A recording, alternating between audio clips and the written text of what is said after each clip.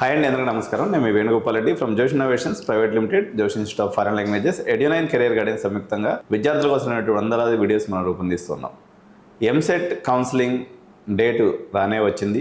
Verification రేపటి నుంచి start అవబోతుంది. విద్యార్థులు, తల్లిదండ్రులు ప్రీవియస్గా వచ్చినటువంటి ర్యాంక్స్ను పట్టుకొని ఎక్కడికి వెళ్దాం, అటు ఉందామా ఇటు ఉందామా అని చెప్పేసి చాలా సందిగ్ధంగా యూట్యూబ్లో, ఇన్స్టాగ్రామ్లో, ఫేస్బుక్లో చూస్తూ ఉన్నారు. ఈరోజు హైదరాబాద్ని 5 మేజర్ డివిజన్స్గా తీసుకున్నప్పుడు city division, Maisammaguda division, Ghatkesar division, Ibrahimpatnam division మరియు నాగార్జున సాగర్ డివిజన్ ఇట్లా తీసుకున్నప్పుడు నాగార్జున సాగర్ డివిజన్లో న్యూ ఇన్నోవేషన్తో, న్యూ పెడగాగితో ఒక కొత్త పుంతలు తొక్కుతున్నటువంటి Sridatta group of institution chairman Panduranga Reddy సార్తో మనం ఉన్నాం. Welcome to our studio sir. నమస్కారం అండి. అయితే ఈరోజు యాక్చువల్గా సార్ యొక్క ప్రస్థానం చాలా స్ఫూర్తిదాయకమైనటువంటి ప్రస్థానం అనమాట. సార్ యాక్చువల్గా ఈ ఇన్స్టిట్యూషన్స్ పెట్టడానికి ఎటువంటి మోటో ఉండే, మొత్తం ఈ శ్రీదత్త గ్రూప్ ఆఫ్ ఇన్స్టిట్యూషన్స్ యొక్క ప్రస్థానాన్ని, తను దీనికోసం పడినటువంటి శ్రమని తన మాటల్లోనే తెలుసుకుందాం. సార్ చెప్పండి సార్, ఎలా సాగింది మీ జర్నీ? ఒక అకాడమిక్ ఇన్స్టిట్యూషన్ స్టార్ట్ చేయాలన్నట్లయితే విజన్, మిషన్ ఒకటే కాదు, చాలా శ్రమ, చాలా ఒడిదుడుకులు, చాలా విజయాలు, ఇలా ఎన్నో మీరు చూసుంటారు. So it's a long journey. మీ యొక్క అకాడమిషియన్గా తెలంగాణ హైయర్ ఎడ్యుకేషన్ ఏరియాలో మీరు సుపరిచితమైనటువంటి వ్యక్తి. సో మీ యొక్క ప్రస్థానాన్ని మా ప్రేక్షకుల కోసం ఒకసారి చెప్పండి సార్. చాలా సంతోషం అండి మీరు రావడము. అంటే మీ ద్వారా మేము ఈ విధంగా ఇంట్రడక్షన్ జరగకుండా చాలా సంతోషం. మీ అందరికీ కూడా ధన్యవాదాలు. బేసిక్గా 2000 సంవత్సరంలో అప్పుడున్నటువంటి ప్రభుత్వం 501 జీవో ఒకటి తీసుకొచ్చింది. ఏంటంటే 501 జీవో ప్రకారం 48 ప్లేసెస్ ఐడెంటిఫై చేశారు. రెవెన్యూ డివిజన్స్ అనేది లోయెస్ట్ లిటరసీ రేట్ ఉన్నటువంటి మన యునైటెడ్ ఆంధ్రప్రదేశ్లో ఆ రెవెన్యూ డివిజన్స్ 48ని ఐడెంటిఫై చేశారు. ఆ చేసిన దాంట్లో మొట్టమొదటి వచ్చినటువంటి 13 కాలేజీల్లో మా కాలేజ్ ఒకటి. నేను మహబూబ్నగర్, పాత మహబూబ్నగర్ జిల్లా, ప్రస్తుతానికి కూడా నారాయణపేట అనేది అయితే ఉందో అది కూడా జిల్లా ఏర్పడింది. అది లోయెస్ట్ లిటరసీ రేట్ ఉన్నటువంటి ప్రాంతం. ఆ ప్రాంతంలో సర్వీస్ మోటివ్తోనే నేను అడ్వకేట్గా ప్రాక్టీస్ చేసేవాడిని మహబూబ్నగర్లో, రంగారెడ్డి కోర్టు రెండిట్లోనూ. సో ఒక సోషల్ సర్వీస్ అంటూ మంచిది జరగాలి సొసైటీకి అంటే విద్య అనేది ఒకటి ఉంది. సో మామూలుగా స్కూల్స్, జూనియర్ కాలేజీలు, డిగ్రీ కాలేజీలు అప్పటిగా దండిగా ఉన్నాయి కాబట్టి టెక్నికల్ ఎడ్యుకేషన్ అనేది అప్పట్లో చాలా ప్రాబ్లం. 90స్లో కానివ్వండి, 2000స్లో ఏంటంటే ఒక గ్రామం నుంచి కానివ్వండి, బ్యాక్వర్డ్ ఏరియా నుంచి లేకపోతే ఒక రైతు కుటుంబం నుంచి కానీ, ఒక చిన్న చిన్న కుటుంబాల నుంచి, మధ్య తరగతిలో ఉన్నటువంటి కుటుంబాలకి ఇంజనీరింగ్ విద్య అంటే చాలా అది అరుదు. అసలు అది మనకు అందని ద్రాక్ష పండ్ల అనేది అటువంటి సిచ్యువేషన్ అప్పుడు. సో ఆ సిచ్యువేషన్లో నేను మహబూబ్నగర్, నారాయణపేట సెలెక్ట్ చేసుకొని అక్కడ కాలేజ్ పెట్టడం జరిగింది. 2001లో ఎస్టాబ్లిష్ చేశాను అక్కడ. 2001 నిట్స్, NITS అనేది nits college, Narayanpet institute of technology and science అనేది. చేసిన తర్వాత అది 3 ఇయర్స్ చాలా గ్రాండ్గా జరిగింది. అక్కడ కూడా ఇప్పటికి కూడా ఆ క్యాంపస్ అట్లాగే ఉంది. 36 acres campus with 1,20,000 SFT building ఉంటుంది. సో బాగా జరిగింది. 3rd ఇయర్ వచ్చేటప్పటికి ఏంటంటే అర్బన్ అగ్లోమరేషన్లో అప్పుడు మళ్ళీ గవర్నమెంట్ బ్యాక్ డోర్లో చాలా మటు కాలేజీలు వచ్చాయి. ఒక అనుకోకుండా పొలిటికల్ డెసిషన్, ముందు ఉన్నటువంటి డెసిషన్ మారిపోయి అర్బన్లో కూడా కాలేజీలు ఇవ్వడం అనేది మొదలుపెట్టారు 22 నుంచి. బాగా పెట్టేటప్పటికి ఏమైందంటే 2023కి వచ్చేటప్పటికి అడ్మిషన్స్ బాగా తగ్గిపోయాయి. సో 2023, 24, 25 వరకు కూడా నేను ఫోర్ ఫ్రంట్లో ఉండి ఈ అసోసియేషన్ దీని ద్వారా ఫైట్ చేశాము. ఇది బేసిక్గా ఏంటంటే అప్పుడున్నటువంటి ప్రభుత్వం ఏదైతే ఉందో 2000 సంవత్సరంలో 501 జీవో తీసుకొని 4th August 2000 ఆ డేట్న 501 జీవో తీసుకొచ్చారు. దాంట్లో 48 రెవెన్యూ డివిజన్స్ ఐడెంటిఫై చేశారు యునైటెడ్ ఏపీలో. ఏంటంటే లోయెస్ట్ లిటరసీ రేట్ ఉన్నటువంటి ప్రాంతాలు. సో ఆ ప్రాంతాల్లో ఏదైతే ఇంజనీరింగ్ కాలేజ్ ఎస్టాబ్లిష్ చేస్తే ఆ ప్రాంతం డెవలప్ అవుతుంది. తర్వాత ఆ చుట్టుపక్కల ఉన్నటువంటి విద్యార్థులకు కూడా ఈ టెక్నికల్ ఎడ్యుకేషన్ అనేది అందుబాటులో ఉంటుంది అనేది వాళ్ళ విజన్. ఆ విజన్ బేస్ చేసుకొని కూడా ఈ శ్రీదత్త విద్యా సంస్థలు వైజయంతి ఎడ్యుకేషన్ సొసైటీ ద్వారా ఒక విజన్ అండ్ మిషన్ ఏర్పరిచింది. Technical education to the weaker areas and weaker sections అనే ఉద్దేశంతోనే నేను స్టార్ట్ చేయడం జరిగింది. ఆ 2001లో అక్కడ స్టార్ట్ చేసిన తర్వాత 2001, 2002, 2003 వరకు కూడా మంచి అడ్మిషన్స్ బాగా జరిగాయి. 2003లో కొంచెం స్లో అయింది. ఎందుకంటే హైదరాబాద్లో, వైజాగ్లో, విజయవాడలో, గుంటూరులో, అర్బన్లో అన్నింటిలో కూడా కాలేజీలు రావడం మొదలుపెట్టాయి. అక్కడ స్లైట్గా గవర్నమెంట్ అప్పుడున్నటువంటి ప్రభుత్వం డీవియేట్ అయిపోయి మాకు ఇచ్చినటువంటి జీవోను, చేసినటువంటి ప్రామిస్ని మర్చిపోయి బ్యాక్ డోర్లో కానివ్వండి, పొలిటికల్ ప్రెజర్స్ కానివ్వండి, దానివల్ల ఇవ్వడం మొదలుపెట్టేశారు. పెట్టిన తర్వాత ఏమైందంటే 2004 వచ్చేటప్పటికి మా 0 అడ్మిషన్స్ అయిపోయినారు. అంత పెద్ద కాలేజు, అంత ఎస్టాబ్లిష్మెంటు మొత్తం 0 అడ్మిషన్స్కి వచ్చేసి సెకండ్ ఫేజ్కి వచ్చేటప్పటికి ఏదో 40-50 అడ్మిషన్లు అయిపోయింది. అప్పుడు మేము ఇంకా దాన్ని తీసుకొని గవర్నమెంట్ దగ్గర క్వశ్చన్ చేయడం జరిగింది. ఒక 2 years ఫైట్ చేయడం జరిగింది. నేను అప్పుడు రూరల్ ఇంజనీరింగ్ కాలేజ్ అసోసియేషన్ సెక్రటరీగా నేను ఉండి ఎక్కడెక్కడైతే ఇప్పుడు మొత్తం అప్పుడు యునైటెడ్ ఏపీ మొత్తం రాయలసీమ, ఆంధ్ర, తెలంగాణ 3 ప్లేస్లో కూడా ఎఫెక్ట్ అయినాయి.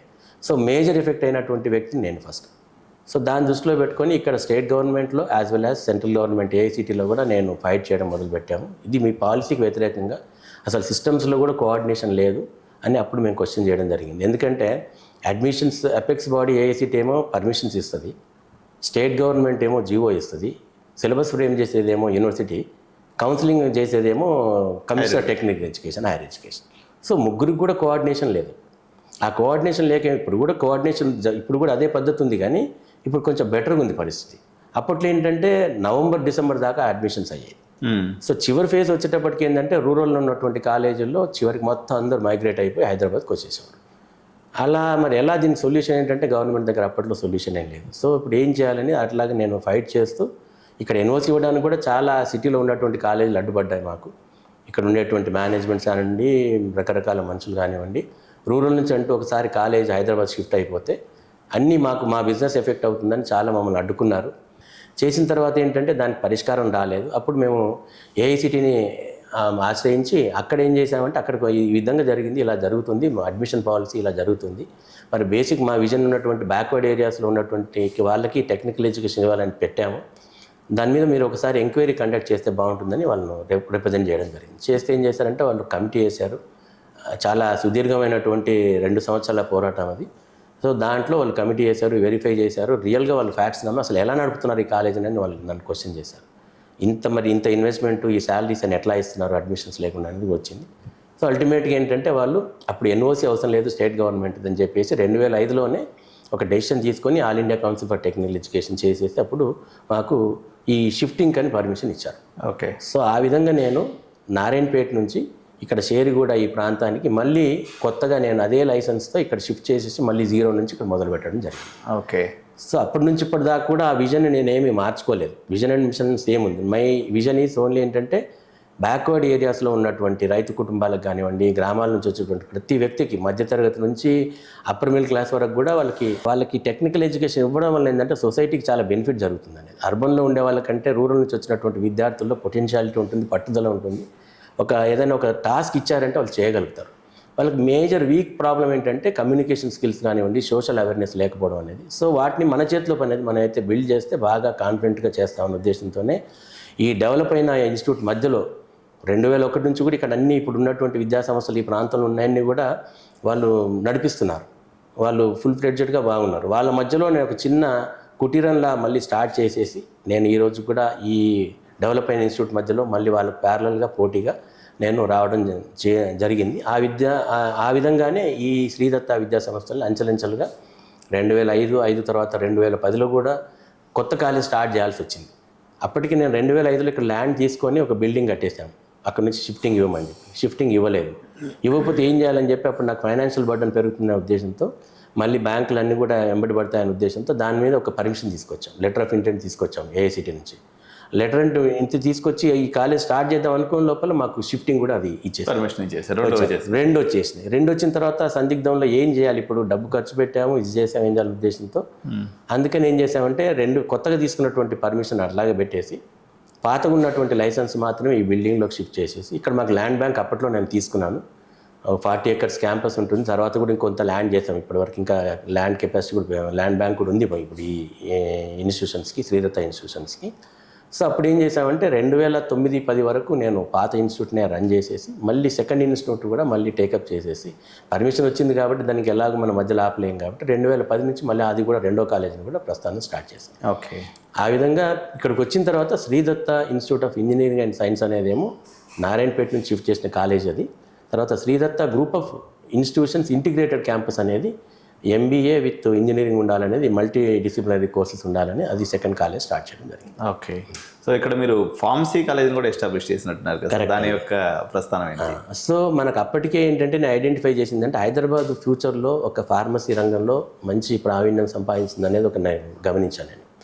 గమనించి అందుకే 2005లో షిఫ్ట్ చేసినప్పుడు ఏం చేశానంటే ఒక ఇంజనీరింగే కాదు ఇక్కడ ఫార్మసీ కాలేజ్ కూడా పెడితే ఈ జనాలకి ఇక్కడ ఈ ప్రాంతానికి కూడా మంచి సర్వీస్ ఇచ్చిన వాళ్ళు అవుతాం. ఎందుకంటే అప్పట్లో ఫార్మసీ కంపెనీస్లో BSc మన చేసినట్టు వాళ్ళని ఎక్కువ రిక్రూట్మెంట్ జరుగుతుంది. యాజ్ పర్ నామ్స్ వచ్చేటప్పటికి పీసీఐ నామ్స్ ప్రకారం ఫార్మసీ రెగ్యులేషన్స్ ప్రకారం కూడా ఏంటంటే ఫార్మసిస్టులు ఉండాలి దీంట్లో. డిప్లొమా ఇన్ ఫార్మసీ కానివ్వండి, బ్యాచిలర్ ఇన్ ఫార్మసీ కానీ ఉండేవాళ్ళు ఉంటే బాగుంటుందని ఉద్దేశంతో అది ఉంది. ఆ సర్వే రిపోర్ట్ కూడా నేను చూసాను నేను. సో దాన్ని బేస్ చేసుకొని అప్పుడు మనం ఫార్మసీ కూడా ఫ్యూచర్ ఉందనే ఉద్దేశంతో స్టార్ట్ చేసాం అక్కడ. సో హైదరాబాద్కి మీరు షిఫ్ట్ చేసిన తర్వాత మీ హ్యాపీయెస్ట్ మూమెంట్స్ ఏంటి చెప్పండి సార్? హ్యాపీయెస్ట్ మూమెంట్ అంటే నేను ఇక్కడ షిఫ్ట్ చేసిన తర్వాత నాకు అన్ని ఛాలెంజెస్. ఎందుకంటే అక్కడ ఉండే స్టూడెంట్స్ అక్కడ వాళ్ళని మెయింటైన్ చేయాలి, నారాయణపేటలో ఇక్కడ కొత్త అడ్మిషన్ స్టార్ట్ చేయాలి. స్టార్ట్ చేసిన తర్వాత సక్సెస్ఫుల్గా ఆల్రెడీ ఎదిగినటువంటి డెవలప్ అయినటువంటి ప్రామినెన్స్ నా పేరు పొందినటువంటి విద్యా సంస్థల మధ్యలో నేను పైకి తీసుకురావాలి.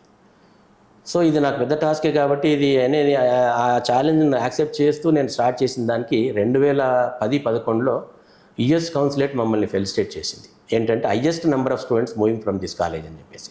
Sridatta institute of engineering science నుంచి 2010లో కానివ్వండి 11లో కానివ్వండి నెంబర్ ఆఫ్ స్టూడెంట్స్ ఎక్కువ మూవ్ అయ్యారని వాళ్ళు ఫెలిసిటేట్ చేయడం జరిగింది. Super sir. అదొకటి ఏంటంటే అప్పట్లో కూడా ఏంటంటే చాలా తక్కువ ఫీజు తక్కువ, క్వాలిటీ ఎక్కువ. సో ఈ దాంట్లో కూడా చాలామంది పేరెంట్స్ కూడా మంచి ఫీడ్బ్యాక్ ఇచ్చారు వాళ్ళకి. ఇచ్చినటువంటి ఏంటి మీ సక్సెస్ రేట్ అన్నది అయితే ఈ విధంగా వాళ్ళు ఎక్స్ప్లెయిన్ చేసిన వల్ల వాళ్ళు మాకు అప్పటికి నా పబ్లిసిటీ లేదు, ప్రచారం లేదు. ఎప్పుడు కూడా ప్రచారంలో నేను ఉండను జనరల్గా. ఇప్పుడు నాకు 26 సంవత్సరాలు అయిపోయింది. ఇక్కడ షిఫ్ట్ అయిపోయిన తర్వాత కూడా 20 సంవత్సరాల పైన కావస్తుంది. బట్ ఎప్పుడు కూడా నేను పబ్లిసిటీ కొరకు ఎప్పుడు ఆరాటపడి ఏదో చేయాలని లేదు. ఎంతసేపు మనం ఏంటంటే ఒక బ్యాక్వర్డ్ కమ్యూనిటీస్ నుంచి వచ్చిన వాళ్ళకి కానివ్వండి, బ్యాక్వర్డ్ ప్లేసెస్ నుంచి అటువంటి స్టూడెంట్స్కి మనం మంచి సర్వీస్ ఇస్తే దేశానికి అంతకంటే పెద్ద సర్వీస్ లేదనేది నా పాలసీ. సరే, ఈ ప్రస్థానంలో ఈ గవర్నమెంట్ పాలసీస్, ఫీజు రీయింబర్స్మెంట్ మరియు అక్కడ ప్రభుత్వాలు మారినటువంటి సందర్భాల్లో కానీ వచ్చినటువంటి అనేక ఒడిదుడుకుల్ని చాలా ఇన్స్టిట్యూట్స్ని ఎదుర్కొంటున్నాయి. కానీ శ్రీదత్త ఒక మిడ్ టైర్ ఇన్స్టిట్యూషన్గా ఈ యొక్క ఆర్థిక భారాన్ని మీరు ఎలా మోయగలుగుతున్నారు? సార్ దీని పర్ఫెక్ట్ ప్లానింగ్ ఉండాలండి. ఆర్థిక భారం ఎప్పుడైనా కూడా సంసారం ఎలా నడపాలో ఈ కాలేజీని కూడా ఇక్కడ ఉన్నటువంటి ఫ్యామిలీ అని భావిస్తే, మన ఇక్కడ ఉన్నటువంటి ఉద్యోగస్తులు నా ఫ్యామిలీ మెంబర్స్ అనుకుంటే, నా పిల్లలు ఇక్కడ చదువుతున్నారు అనుకుంటే మనకు ఆటోమేటిక్గా మన స్ట్రక్చర్ వచ్చేస్తుంది. దాని మీద ఉన్న దాంట్లో సర్దుకొని ఎలా నడపాలి, ఉన్నటువంటి బడ్జెట్లోనే ఎలా నడుపుకోవాలి. ఈ బడ్జెట్లో కూడా కన్స్టెన్స్ మీరు చాలా చక్కగా అడిగారు. ఏంటంటే 2007లో స్టార్ట్ అయినటువంటి ఈ ఫీజు రీయింబర్స్మెంట్ స్కీమ్ అనేది 2010-11 వరకు కూడా బాగానే జరిగింది. కానీ 2013 నుంచి ట్రబుల్ షూటింగ్ స్టార్ట్ అయిపోయింది. సో ఇది జరిగినప్పటి నుంచి మాకు అప్పటికే, ఎందుకంటే మేము సిస్టమేటిక్గా వెళ్తున్నాము, ప్రతిదీ ఒక ప్రణాళికతో 5 years 2 years అట్లా ప్రణాళికతో వెళ్ళేటప్పుడు ఎప్పుడైతే ఈ ఫీజు రీయింబర్స్మెంట్ అడ్డు తగులుతుందనేది నేను విజువలైజ్ చేశాను ముందే. చేసినందువల్ల ఏంటంటే మనకి ఇప్పుడు స్టూడెంట్ కొంతమంది డైరెక్ట్గా పేమెంట్ చేసేవాళ్ళు ఉంటారు. 30% మేనేజ్మెంట్ కానివ్వండి వాళ్ళు డైరెక్ట్ పేమెంట్ చేసేవాళ్ళు ఉంటారు. తర్వాత కౌన్సిలింగ్లో వచ్చిన వాళ్ళు కూడా పేమెంట్ చేసేవాళ్ళు ఉంటారు కొంతమంది, ఏది ఇన్కమ్ గ్రూప్లో ఉండేవాళ్ళకు. సో యావరేజ్గా ప్రతి సంవత్సరం మనకు ఆ సెక్టర్లో ఎంత డబ్బు వస్తుంది, ఆ వచ్చినటువంటి డబ్బును మనం ఎంత కేటాయించగలం. దాని శాలరీస్ ఇంపార్టెంటే, అప్గ్రేడేషన్ ఇంపార్టెంటే, ఎక్విప్మెంట్ కొనడం ఇంపార్టెంటే, బిల్డింగ్స్ మళ్ళీ డెవలప్మెంట్ చేయడం కూడా ఇంపార్టెంటే. కాబట్టి చిన్నగా మనం ఒకేసారి ఒక 50,000 ఎస్ఎఫ్టీ కట్టే బదులుగా ఒక 5,000 ల్యాబ్ చేయడం, దాన్ని పూర్తిగా ఫుల్ ప్రెజర్ డెవలప్ చేయడం, ల్యాబ్లో ఉండేటువంటి ఎక్విప్మెంట్ కానీ ఫర్నిచర్, అట్లా మనకు వచ్చేటువంటి రెవెన్యూని అసెస్ చేసుకొని ఒక +10% అటు ఇటు ఉంటుంది. కానీ ప్లానింగ్ చేసుకుంటే ఖచ్చితంగా మనకు ఎంత రెవెన్యూ రాగలుగుతుంది, మనకున్నటువంటి ట్యూషన్ ఫీజుతో ఎంత రెవెన్యూ వస్తుంది నేను ప్లాన్ చేసుకొని విడుదల వారీగా నేను డెవలప్ చేసుకుంటూ వచ్చాను. కాబట్టి ఈరోజు నేను సక్సెస్ఫుల్గా నిలబడగలను. సో ఈ కాలేజీకి వచ్చిన తర్వాత నాకు ఒక ఇంట్రెస్టింగ్ పాయింట్ ఒకటి కనిపించింది సార్. దాదాపు తెలంగాణలో చాలామంది ఇంజనీరింగ్ కాలేజ్ చైర్మన్స్ వాళ్ళ పిల్లల్ని ఎక్కడెక్కడో పెట్టి చదివిస్తుంటారు. మీ బాబుని మీరు ఈ కాలేజీలో పెట్టి చదివించడం అంటే ఏం సందేశం ఇవ్వాలనుకుంటున్నారు మీరు సమాజానికి కానీ పేరెంట్స్కి కానీ? సో 2001లో నేను రూరల్లో నారాయణపేటలో కాలేజ్ స్టార్ట్ చేసినప్పుడు అప్పుడు కూడా నేను ఈ అసోసియేషన్లో ఈసీ మెంబర్గా ఉన్నాను. అప్పుడు మాల్కొండారెడ్డి గారు దానికి ప్రెసిడెంట్గా ఉన్నారు. వారు నన్ను డైనమిక్గా ఉన్నారు, యాక్టివ్గా ఉన్నారని చెప్పి నన్ను కూడా దాంట్లో కొత్తగా వచ్చినప్పుడు కూడా దాంట్లో ఈసీ మెంబర్కి తీసుకొని ప్రస్థానం స్టార్ట్ చేసిన తర్వాత 2002-03 అయిపోయిన తర్వాత ఏంటంటే ఈ ట్రబుల్ ఎలాగూ అడ్మిషన్స్ రూరల్ కాలేజీల్లో సీట్లు ఫిలప్ అవ్వక చాలా కాలేజీలు క్లోజ్ అయ్యాయి. సో దాని నుంచి కూడా మేము ఎప్పుడైతే ప్రభుత్వంతో సంప్రదింపులు జరిగేటప్పుడు ఒక డిస్కషన్ వచ్చేది. రూరల్ కాలేజీలు అంటే ఒక చులకన భావం ఉండేది. ఏంటంటే అక్కడ ఏం ఫెసిలిటీస్ ఉండవు, అక్కడ పాఠాలు సరిగ్గా చెప్పరు, టీచర్లు సరిగ్గా ఉండరు అనేది ఒక ప్రాపగండా. కానీ అది తప్పు అనేది నా ముందు నుంచి నా వాదన. ఆ సిద్ధాంతానికి నేను పూర్తిగా తప్పది. మీరు అట్లానే కొంతమందితో నేను ఇప్పుడు కాలేజీల పేర్లు నేను చెప్పను, పెద్దవాళ్ళ పేర్లు చెప్పకూడదు, వాళ్ళతో నేను ఛాలెంజ్గా కూడా మాట్లాడాను. మాకు అలాట్ అయ్యేటటువంటి స్టూడెంట్స్ ఎవరైతే ఉంటారో స్టేట్లో లాస్ట్ ర్యాంక్స్ మాకు వస్తారు. వాళ్ళకు కూడా మేము ఈరోజు ప్లేస్మెంట్ చేయడానికి సిద్ధంగా ఉన్నాం, ప్లేస్మెంట్ ఇప్పిస్తున్నాం. మా విద్యార్థులు మీకు పంపిస్తాం, మీకు అలాట్ అయినటువంటి ఈరోజు టాప్లో ఉన్నటువంటి ఏమంటారు ఆల్రెడీ పాపులారిటీ ఉన్నటువంటి హైదరాబాద్లో పాపులారిటీ ఉన్నటువంటి ఆ విద్యార్థులు మాకు ఇవ్వండి, నేను ఆల్ ఇండియా ర్యాంక్స్లో తీసుకొచ్చి చూపిస్తాను మీకు అని కూడా అప్పుడు కొన్ని సందర్భాల్లో మా మీటింగ్స్ జరిగినప్పుడు లేకపోతే గవర్నమెంట్ కొన్ని సెమినార్స్ పెట్టినప్పుడు మాట్లాడినప్పుడు జరిగింది. సో నేను ఆల్రెడీ ఈ ప్రస్తావన 2006-05 వరకు చాలాసార్లు డయాస్ మీద చెప్పడం జరిగింది. సో మా అబ్బాయి కూడా 2007 సంవత్సరం వచ్చేటప్పటికి మా అబ్బాయి నా పెద్ద కొడుకు వాడు ఇంజనీరింగ్ చేయాలని అంబిషన్. సో ఇంజనీరింగ్ చేస్తా అన్నప్పుడు ఏంటంటే అక్కడ కోయంబత్తూరులో పిహెచ్డి కాలేజ్ అని ఒక ప్రొడక్షన్ ఇంజనీరింగ్ ఇవన్నీ కూడా బాగుంటుంది, అక్కడికి వెళ్ళాలని ప్లానింగ్ యాక్చువల్లీ. అడ్మిషన్ అంతా కన్ఫర్మ్ అయిపోయింది. అయిన తర్వాత మళ్ళీ ఏదో డిస్కషన్ వచ్చినప్పుడు నాకే క్వశ్చన్ వచ్చింది. అసలు నేను ఇంతకుముందు చెప్పాను ఒక మాట అసోసియేషన్ తరఫున రూరల్ విద్యా సంస్థలు కానీ ఒక చులకన భావం ఉంది కాబట్టి మన కాలేజీల్లో మన పిల్లల్ని చదివించుకోకుండా బయట ఎక్కడో చదివించేసి మనం గొప్ప చెప్పుకుంటే మరి సమాజానికి మనం ఏం మెసేజ్ ఇస్తున్నాం అనేది నేనే కొంచెం ఆత్మవిమర్శ చేసుకొని సడన్గా మా అబ్బాయిని కన్విన్స్ చేసేసి నీకేంటి ఒకటే కండిషన్ చెప్పాను. మా అబ్బాయి కూడా వాడికి హ్యాట్స్ అప్. ఎందుకంటే నువ్వు చైర్మన్ కొడుకు అనే సంగతి కాలేజీలో ఎవరికి తెలియకూడదు.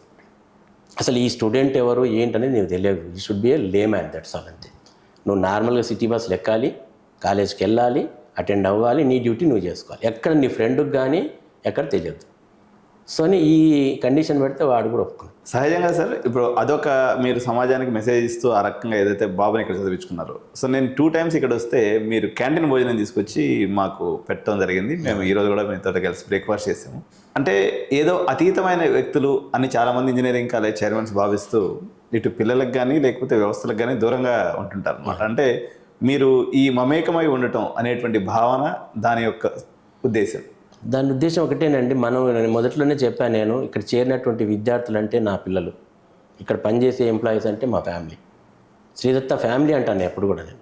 మా విద్యార్థులను కానీ మా డయాస్ మీద మాట్లాడేటప్పుడు మీరు ఉద్యోగం సంపాదించి బయటికి వెళ్ళినా లేదు మీరు ఉద్యోగం సంపాదించకుండా ఎక్కడ బయట ఉన్నా కూడా ఎప్పుడైనా శ్రీదత్త మీ ఫ్యామిలీ ఉందని గుర్తుపెట్టుకొని చెప్తుంటాను నేను.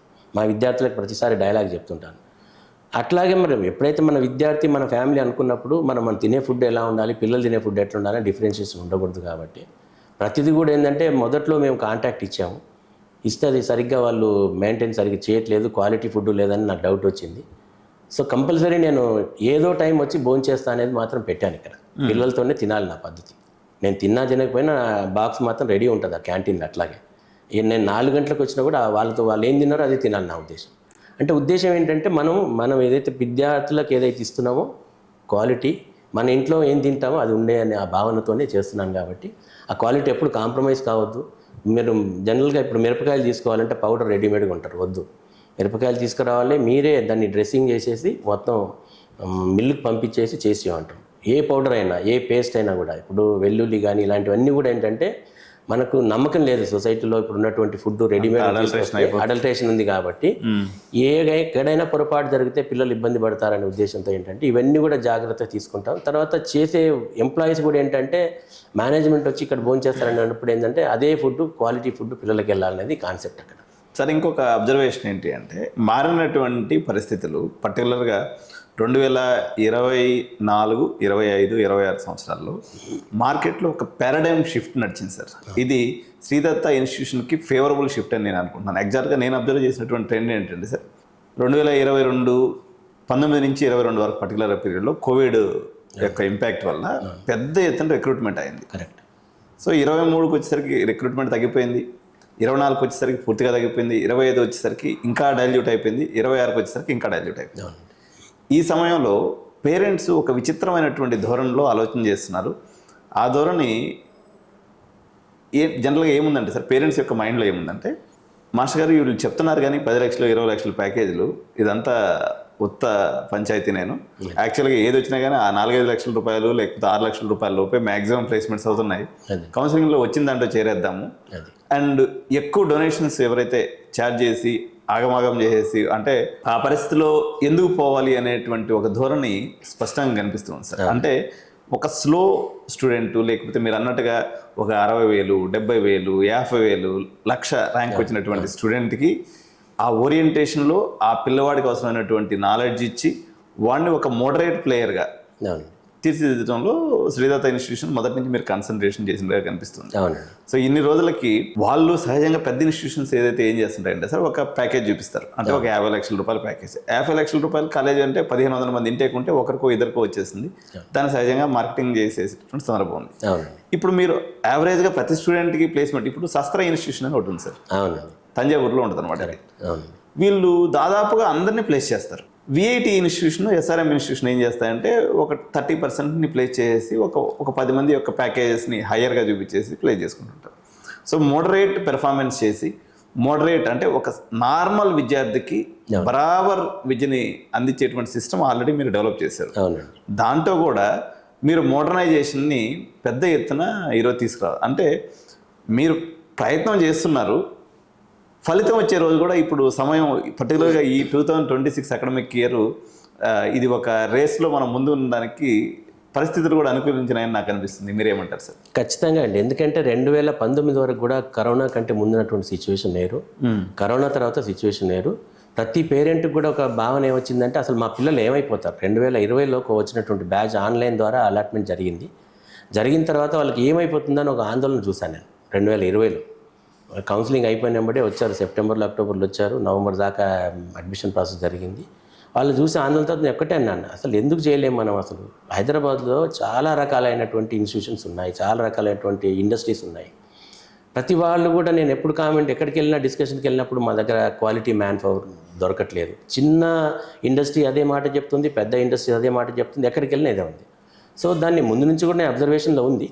సో 2020 నుంచి నేను ప్రాక్టీస్ చేశానంటే అసలు మన దగ్గర ఉన్నటువంటి స్టూడెంట్స్ ఏ కేటగిరీస్ ఉంటున్నారు, ఆ కేటగిరైజేషన్ చేసేసి మెరిట్లు ఉండే వాళ్ళకి మెరిట్ ఉద్యోగాలు, మామూలుగా ఉండే వాళ్ళకి మధ్యతరగతిలో ఉన్నటువంటి వాళ్ళకల్లా అట్లా కేటగరైజేషన్ చేసి లాస్ట్ క్లాస్లో లాస్ట్ బెంచ్లో ఉన్నటువంటి స్టూడెంట్ ఐడెంటిఫై చేసేసి వాళ్ళు ఉన్నటువంటి స్కిల్ సెట్ ఏంటి, వీళ్ళకి ఇండస్ట్రీలో వీళ్ళకి ఏం మ్యాచ్ అవుద్ది అనేది నేను అలాంటి ఇండస్ట్రీస్ని సెలెక్ట్ చేసుకున్నాను. చాలా సర్వే చేయడము, కొంచెం హోంవర్క్ ఎక్కువ చేయాల్సి వచ్చింది. నేను కానీ, మా ఎంప్లాయీస్ కానీ, మా టీచర్లు కానీ ఆ హోంవర్క్ చేసేసి ఏం చేసామంటే నార్మల్గా జస్ట్ 55%తో పాస్ అయినటువంటి బ్యాక్లాగ్స్ ఉన్నటువంటి స్టూడెంట్ కూడా మనం టార్గెట్ చేసాము. చేసేసిందంటే వాళ్ళకి సక్సెస్ఫుల్గా వాళ్ళకి అందరికీ కూడా ఉద్యోగాలు ఇప్పించారు. చాలా ఉన్నాయి అలాంటి ఇండస్ట్రీస్, చాలా ఉన్నాయి సొసైటీలో. చిన్న ఇండస్ట్రీస్ వాళ్ళకి జస్ట్ కంప్యూటర్ కీబోర్డ్ ఆపరేషన్ వస్తే చాలు, జస్ట్ ఇన్స్ట్రుమెంట్స్ గురించి అవగాహన ఉంటే చాలు, ఫండమెంటల్స్ ఉంటే చాలు. Fundamentals up to the mark లేకపోయినా ఎంట్రీ లెవెల్ ఉంటే కూడా చాలా అనేటువంటి ఇండస్ట్రీస్ చాలామంది అడుగుతుంటారు. కాబట్టి వాళ్ళ ఇండస్ట్రీని ఏం కావాలంటే దాంట్లో వాళ్ళు స్పెషల్గా ట్రైన్ చేయాలి పిల్లలు. ఆ ట్రైన్ చేసేసి వాళ్ళని ప్లేస్మెంట్ ఇవ్వడం. ఆ విధంగానే ఆల్మోస్ట్ ఆల్ 99%, 100% అని చెప్పవచ్చు, 99% ప్రతి విద్యార్థి నాకు ఉద్యోగం కావాలి ఎవరు వచ్చినా కూడా చాలామంది ఏంటంటే హైయర్ ఎడ్యుకేషన్కి వెళ్తాము, అబ్రాడ్ వెళ్తాము అంటుంటారు. వాళ్ళని వదిలేసి ప్రతి విద్యార్థి నాకు ఉద్యోగం కావాలనే ప్రతి విద్యార్థికి నేను ఉద్యోగం ఇవ్వడం జరుగుతుంది. ఇది కంటిన్యూస్గా గత 4 సంవత్సరాలు 5 సంవత్సరాల నుంచి చేస్తున్నాను. ఇప్పుడు కూడా అదే జరుగుతుంది. కాబట్టి ఈరోజు మార్కెట్లో శ్రీదత్త నిలవడానికి కూడా కారణం సార్. యాక్చువల్గా 10,000 లోపు ర్యాంకు పొందుతున్నటువంటి ర్యాంకర్స్ వస్తున్నటువంటి కాలేజెస్ అనుకోండి, లేదా 10 లక్షల డొనేషన్ తీసుకుంటున్నటువంటి కాలేజీలు అనుకోండి, అందరూ సిస్టమ్స్ని మార్పు చేసుకోవడంలో కింద మీద పడుతుంటే మీరు 50,000 నుంచి ₹1,00,000 ర్యాంక్ వచ్చేటువంటి శ్రీదత్త ఇంజనీరింగ్ కాలేజ్ షేరిగూడ లాంటి ఒక సిటీకి కొంచెం దూరంగా ఉన్నటువంటి ప్రాంతంలో ఉన్నప్పటికీ మీరు మొత్తం కూడా డిజిటల్ క్లాస్ రూమ్స్ చేశారు. అంటే ఇది మీ ధైర్యమా, లేకపోతే అంటే మీరు అతిశయోక్తిలాగా అనిపిస్తుంది నాకు యాక్చువల్గా చెప్పాలంటే? మీ ముందే మీకు ఇచ్చినటువంటి ఇంటర్వ్యూలో నేను చెప్పాను కదండి, నేను ఒక రిమోట్ ప్లేస్లో ఉన్నటువంటి వ్యక్తిని అక్కడి నుంచి ఇక్కడికి వచ్చేసి బాగా ఎదిగినటువంటి కాలేజీల మధ్యలో నేను కాలేజ్ పెట్టి ఎంత ధైర్యంగా నడిపించగలను, దేంతో నడిపించగలను. మనసు నాకు ఏంటంటే పిల్లల్ని మనం ట్రైన్ చేస్తే ఏదైనా సాధించగలము. పిల్లలే కదా అండి, అవుట్ గోయింగ్ ప్రోడక్టే కదా మాకు కావాల్సింది. ముఖ్యంగా కాలేజీకి పేరు ఉండాలంటే మనకు చేరిన మనల్ని ఆశ్రయించి, మన కాలేజీని ఆశ్రయించి ఎలాంటి విద్యార్థి కానివ్వండి, ఏ ర్యాంక్ వాడని కానివ్వండి, వచ్చి చేరి నాకు ఈ నమ్మకంతో వచ్చిన వాడిని మనం వాడికి సర్వ్ చేసి పంపిస్తేనే మన గౌరవం పెరుగుతుందనేది నా పాలసీ. అది నేను ముందు నుంచి కూడా నమ్ముతున్నాను. ఇప్పుడు నారాయణపేటలో ఉన్నప్పుడు నమ్మాను, షిఫ్ట్ అయినప్పుడు అదే నమ్మాను, ఇప్పుడు కూడా అదే నమ్ముతున్నాను. మనకు ఇక్కడ చేరినటువంటి విద్యార్థికి పర్ఫెక్ట్గా ఎప్పుడైతే మనం వాళ్ళ మనసులో ఉన్నటువంటి కోరికను తీర్స్తామో అది మనం నిలబెడుతుంది అనేది పాలసీ అండి. సార్, ఓవరాల్గా గ్లోబల్ ఏరియాలో జరుగుతున్నటువంటి సిచ్యువేషన్స్లో కానీ, లేకపోతే తెలంగాణ విద్యా వ్యవస్థలో ఉన్నటువంటి సిచ్యువేషన్స్ కానీ ఎటువంటి మార్పులు ఇంకా వస్తే బాగుండు అని మీకు 20 ఏళ్ళ ప్రస్థానంలో అనిపించింది? పర్టికులర్గా మీ మనసులో ఉన్నటువంటి భావనలు ఏంటి? విద్యార్థులని మనం వాళ్ళ అటెన్షన్ని కాలేజీలో క్లాస్కి అటెన్షన్ వాళ్ళ క్లాస్ మీద కానివ్వండి, ల్యాబ్ మీద కానివ్వండి, ఎప్పుడైతే వాళ్ళ అటెన్షన్ మనం చేయగలుగుతామో సక్సెస్ అవుతామండి. సో ఇప్పుడు అటువంటి ప్రజెంట్ మా సిచ్యువేషన్లు ఏంటంటే ఈ డిజిటలైజేషన్లో టీవీలు కానివ్వండి, సినిమాలు కానివ్వండి, సోషల్ మీడియా కానివ్వండి, వీటన్నిటి ద్వారా చాలా పొల్యూషన్ ఎక్కువైపోతుందండి. సో ఎవరిని బ్లేమ్ చేయట్లేదు, పిల్లలు దాన్ని మంచిగా వాడుకుంటే చాలా ఉన్నత స్థాయికి వెళ్తున్నారు. అది చెడు అలవాట్లకు దారి తీసేటువంటి కొన్ని అడ్వర్టైజ్మెంట్స్, కొన్ని యాడ్స్, కొన్ని వ్యవహారాలు జరుగుతున్నాయి కాబట్టి వాటి వల్ల చెడిపోయే అవకాశం కూడా ఉంది. కాబట్టి వీటన్నిటిని మనం వాళ్ళకు కాలేజీలోకి వస్తారు, ఏదో విధంగా కాలేజీలోకి అయితే మార్నింగ్ అయితే బయలుదేరి వస్తారు. ఇక్కడికి వచ్చిన తర్వాత అన్ని ఫెసిలిటీస్ వాళ్ళకి ఇవ్వాలి. ఇక్కడ స్పోర్ట్స్ కానీ, గేమ్స్ కానీ, క్లాస్ రూమ్ కానీ, ల్యాబ్ కానీ, అంటే వాడి ఒక ఎంటర్టైన్మెంట్ ప్లేస్ లాగా ఉండాలి. చదువుకోవాలి. సో మరి ప్రతి స్టూడెంట్ కూడా ఈరోజు పుస్తకం చదవమంటే చదవట్లేదు, రాయమంటే రాయట్లేదు. అసలు రాయకుండా చదవకుండా విద్య నేర్చుకోవడం అనేది చాలా కష్టం. ఎంత డిజిటలైజేషన్ వచ్చినా, ఎంత మోడర్న్గా వచ్చినా కూడా మనిషికి అనేది బ్రెయిన్ సరిగ్గా పనిచేయాలి, స్టూడెంట్ బాగా యాక్టివ్గా ఉండాలంటే చదవడం, రీడింగ్ అనేది చాలా కంపల్సరీ అవసరం. అది తర్వాత రాయడం అనేది కూడా రన్నింగ్ నోట్స్, ఏదైనా టీచర్ ఒక లెక్చర్ ఏదైనా వింటున్నామంటే ఆన్లైన్లో కానీ వింటున్నామంటే రాయడం అనేది చాలా ఇంపార్టెంట్. వీటన్నిటికి దూరం అవుతున్నారు. మా జీవితం అంతా, మా పుస్తకం, మా లైఫ్ అంతా మొత్తం మా మొబైలే అంటున్నారు. నాట్ ఈవెన్ ల్యాప్టాప్ అనట్లేదు, మొబైల్లోనే ప్రపంచం అంతా ఉందనే దాంట్లో ఉన్నారు. కాబట్టి దాన్ని గమనించి వాటికి ఏం చేస్తే వాళ్ళని డైవర్ట్ చేయగలుగుతాం. సో క్లాస్ చెప్పేటప్పుడు సినిమా చూడాలంటే డిజిటల్లో బాగా, టీవీలో బాగా సినిమా చూస్తున్నారు. మరి ఏ నాటకం అయినా ఏది చేసినా కూడా ఎంజాయ్ చేయాలంటే స్క్రీన్ మీద బాగా ఎంజాయ్ చేస్తున్నారు. కాబట్టి ఆ స్క్రీన్ ద్వారానే పాఠాలు ఎందుకు చెప్పొద్దు, ఆల్రెడీ ఉన్న సిస్టమ్స్ ఉన్నాయి మనకి. కాకపోతే అరుదుగా ఒక ఇంపార్టెంట్ క్లాసెస్కి లేకపోతే సెమినార్స్ జరిగినప్పుడు చేయడం. కానీ ల్యాబుల్లో కానీ క్లాసుల్లో కూడా మొత్తం డిజిటలైజేషన్ చేసేసి, డిజిటల్ బోర్డ్స్ పెట్టేసి, దాంట్లో కొత్త టెక్నాలజీస్ వాడుకునే విధానం కూడా మన టీచర్లను ట్రైన్ చేసేసి, ఎలా అంటే సైమల్టేనియస్గా మీకు ఏదైనా లెక్చర్ కావాలి, ఒక డౌట్, ఇప్పుడు ఇమ్మీడియట్గా ఒక టీచర్ ఒక పాఠం చెప్తుంటాడు, ఒక టాపిక్ చెప్తుంటాడు. టాపిక్ చెప్పినప్పుడు మనం రెఫరెన్స్ కొరకు వెళ్ళాలంటే లైబ్రరీకి వెళ్ళాలి పాత రోజుల్లో, లేకపోతే బుక్స్ తీసుకొచ్చి బాగా పెట్టుకొని వాటి తీసి పుస్తకం ఇలా చూపించడానికి కుదరదు. కాబట్టి ఇప్పుడు ఆన్లైన్ మొత్తం వచ్చేసింది, కంటెంట్ అంతా ఆన్లైన్ ఉంది. పాఠం చెప్తూ ఐఐటి ప్రొఫెసర్ ఈ విధంగా ఈ ఆర్టికల్ రాశారు, ఈ విధంగా ఉంది, ఈ రీసెర్చ్ ఈ విధంగా జరిగిందని కూడా ఆన్లైన్లో డిజిటల్ బోర్డు మీద ఇవన్నీ కూడా ఇంటరాక్ట్ చేయడానికి అవకాశం ఉంటుంది. అది ఖర్చుతో కూడినటువంటి విషయం అయినప్పటికీ కూడా ఇది పిల్లలకు బాగా ఉపయోగపడుతున్న ఉద్దేశంతో ఆ డిజిటల్ బోర్డ్స్ అనేది ప్రతి ల్యాబ్లో ప్రతి క్లాస్ రూమ్లో కూడా మేము ఇంట్రడ్యూస్ చేసామండి. ఆ విధంగా సహజంగా కొంత ఆస్తులు సంపాదించిన తర్వాత ఎవరైనా కానీ అవునండి, వాళ్ళ పిల్లల్ని ఈ యొక్క అంటే భారతీయ సమాజం అంటేనే జర బ్యాక్ స్టాపింగ్ ఉంటుంది, పంచాయతీలు ఉంటాయి, తర్వాత సమాజాన్ని ఎదుర్కోవడం జర కష్టంగా ఉంటుంది. ఈ జనరేషన్ పిల్లలు మనం అల్లారుముద్దుగా పెంచుకున్నాం కాబట్టి సహజంగా వీళ్ళని బయట పెట్టేద్దామని మనం ఎలాగో దీంట్లో ఉండిపోయినామని majority of the Indian entrepreneurs భావిస్తూ ఉంటారు. మీరేమో మీ బాబుని ఇక్కడే చదివించుకోవడంతో పాటు ఇద్దరు పిల్లల్ని ఈ యొక్క ఇన్స్టిట్యూషన్నే మీరు ముందుకు తీసుకెళ్ళాలనే ఉద్దేశంతో వాళ్ళ యొక్క లెగసీ ఒక మంచి వరల్డ్ క్లాస్ ఇన్స్టిట్యూషన్లో చదివించి వాళ్ళని కూడా తీసుకొచ్చి ఇక్కడ పెట్టారు. సో దీని మీద మీ కామెంట్ మరియు మీ ఆలోచన. కరెక్ట్ అండి. ఇప్పుడు నేను ఈ సమాజంలో బతుకుతున్నాను. నేను ఇప్పుడు నాకు 64 ఇయర్స్ వచ్చినాయంటే ఈ సమాజంలో ప్రతి మనిషి కంట్రిబ్యూషన్ ఉంది. నేను ఎదగడానికి కానివ్వండి, సొసైటీ ఎదగడానికి కానివ్వండి. సో ఇంత ఎదిగిన తర్వాత నాకు భగవంతుడు అనేవాడు ఈ నాలెడ్జ్ ఇచ్చి, ఇంత వ్యవస్థనిచ్చి, ఇది ఎస్టాబ్లిష్ చేసిన తర్వాత 10 మందికి మనం సర్వీస్ చేయాలనేది మా భావన ఎప్పుడు కూడా, మా విజన్ అండ్ మిషన్ కూడా అదే. సో మరి నేను చేశాను కాబట్టి నా పిల్లలు కూడా అలా చేయాలనేది ఉంది. అందుకనే వాళ్ళంటే మంచి ఉన్నతమైన చదువులు చదువుకోవడానికి మంచి ప్రామినెంట్ యూనివర్సిటీస్లో చదువుకున్నారు. బెస్ట్ ఎగ్జాంపుల్ మా రెండో అబ్బాయి తీసుకుంటే కూడా లండన్ స్కూల్ ఆఫ్ ఎకనామిక్స్ నుంచి గ్లోబల్ ఎంఎస్సీ ఇన్ మేనేజ్మెంట్ చేశాడు. బేసిక్ హైదరాబాద్లోనే చదువుకున్నాడు. ఎలక్ట్రానిక్ స్టూడెంట్ అతను. ఆ ఎలక్ట్రానిక్ స్టూడెంట్ ఈ ఎల్ఎస్సి చదువుకున్న తర్వాత అక్కడ మంచి ప్రాజెక్ట్స్ చేశాడు. వరల్డ్ బ్యాంక్ రిలేటెడ్ ప్రాజెక్ట్స్లో చేశాడు. చేసిన తర్వాత అతనికి ఏమనిపించిందంటే సివిల్ సర్వీస్ రాయాలనుకున్నాడు. లండన్ నుంచి ఇక్కడ వచ్చేసాడు. సివిల్ సర్వీస్ రాసేప్పుడు కూడా చెప్పాను, నువ్వు సిన్సియర్గా ఆనెస్ట్గా సర్వీస్ చేస్తా అంటేనే దాంట్లోకి వెళ్ళి ఉద్యోగానికి వెళ్ళి, లేకపోతే వద్దని చెప్పాను. అటెంప్ట్ చేశాడు, మెయిన్స్ 2 సార్లు రాశాడు. బట్ ఇంకా రాకపోతుంటే ఇంకా ఏజ్ ఇవన్నీ దృష్టిలో పెట్టుకుని అన్నాను, ఆ సర్వీస్ ఏదో చేయాలనుకుంటే అసలు ఇన్స్టిట్యూట్ చేసేసింది. మన ఇన్స్టిట్యూట్స్ ఉన్నాయి. ఒక రాబోయే రోజుల్లో మేము ఒక యూనివర్సిటీకి కూడా ఆల్రెడీ అప్లికేషన్ మూవ్ చేసాం, ప్రాసెస్లో ఉంది మనది. కాబట్టి వరల్డ్ క్లాస్ ఎడ్యుకేషన్ ఏదైతుందో మీరు నేర్చుకున్నారో ప్రామినెంట్ యూనివర్సిటీస్లో, వరల్డ్ క్లాస్ యూనివర్సిటీస్లో, ఆ విద్యను ఇక్కడ ఉన్నటువంటి విద్యార్థులకు అందుబాటులో తీసుకురావడం అనేది గొప్ప విషయం. మీకు అన్ని ఫెసిలిటీస్ ఉన్నాయి, మీకేం కొదవలేదు. ఒక మోడర్న్ కల్చర్లో బతకడానికి కానివ్వండి, లేకపోతే ఇంటర్నేషనల్ మార్కెట్లో అంటే యుఎస్, అమెరికా, యూకే వెళ్ళినప్పుడు ఒక లగ్జరీ సిస్టమ్కి అలవాటు పడ్డారు, కార్పొరేట్ స్టైల్కి అలవాటు పడ్డారు.